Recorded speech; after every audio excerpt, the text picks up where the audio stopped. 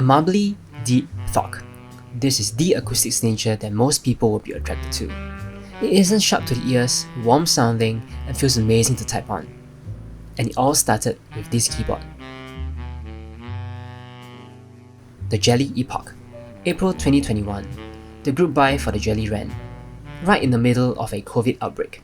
Not that I am attributing some of its popularity to COVID, but it undoubtedly contributed to it.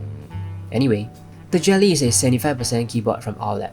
Aesthetically, the Jelly is a very unique looking keyboard. The case assembly makes it seem as if it has a thin frame all around it.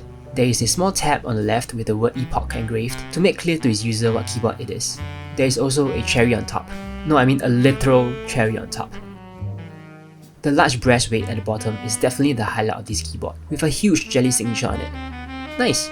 Subtle, diffused LED peeks out of the front of the keyboard. Although I'm not sure who it's for because I for one can't see it when I'm typing. The light shining on my desk mat isn't particularly obvious as well. Although the screws have been carefully anodized, sadly in my opinion, the side profile doesn't seem very appealing to me.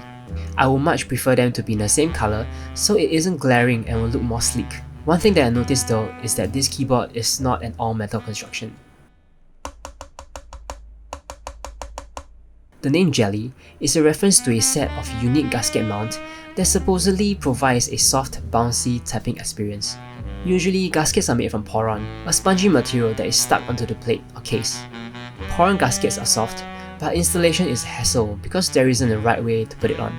Some misalignment will inevitably occur, and for those with OCD, this very well becomes a horror. So, these Jelly gaskets are made for anyone to put them on easily, and there is no mistaking where they will go. Both the plate and PCB of the Jelly keyboards have flex cuts as well. Combined with its unique gasket mount, it makes a soft typing experience indeed.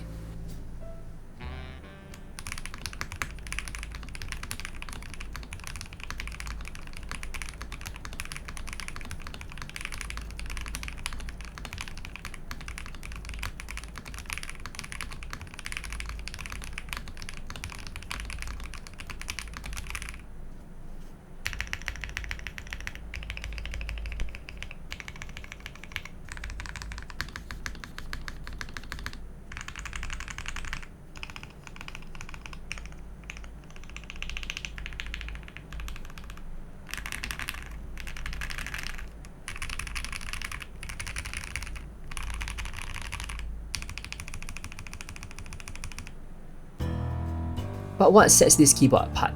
No. What officially caused mayhem? No. What broke the mechanical keyboard hobby from this point on is the use of an unobnoxious and innocent looking thin piece of foam, polyethylene, also known as the PE foam. The PE foam is a mod that you do to a keyboard.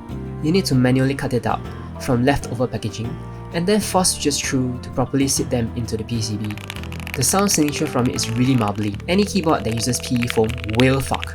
There's no ifs, they will thok. To my knowledge, this is the first kit that includes PE foam as standard. No need to rummage through your rubbish to sift out leftover PE foam. It is this kit that introduced the PE mod to the hobby.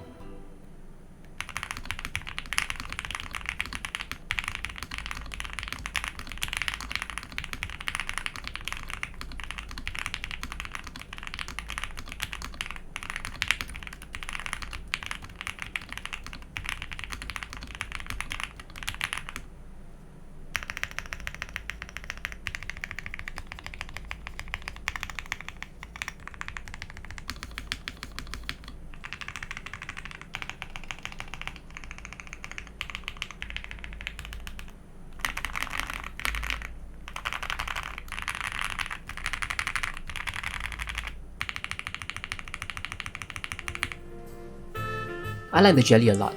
The acoustic sound signature is deep, marbly, and it really feels like I'm typing on a cloud. It looks nice aesthetically and stands out amongst the others.